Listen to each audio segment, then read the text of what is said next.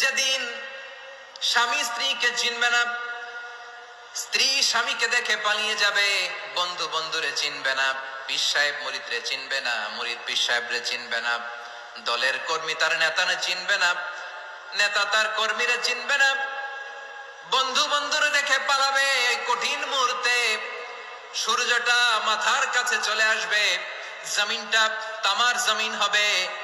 আজকের জমিনের মতো নয়। মানুষ ঘর্মাক্ত, ক্লান্ত, শ্রান্ত মাথার মগজগুলো কানের ছিদ্র আর নাকের ছিদ্র দিয়ে বেয়ে বেয়ে পড়বে। বিশ্বনবী ফরমান, কিয়ামতের ওই কঠিন ময়দানে 7 শ্রেণীর ব্যক্তিকে রব্বুল আলামিন তার আরশের নিচে ছায়া দিবেন। তার মধ্যে প্রথম শ্রেণীর ব্যক্তি হলো ইমামুন আদিল। ইমামুন আদিল, ন্যায়পরায়ণ শাসক, যে ইনসাফের সাথে বিচার করে, যে জাস্টিস সমাজে সার্ভ করে, যে সুশাসন নিশ্চিত করে, ওই ইমামুন আদিল। আদিল শব্দটা বুঝছেন না? ইন্নাল্লাহা ইয়া'মুরু বিল আদল। পাইছেন? আদল,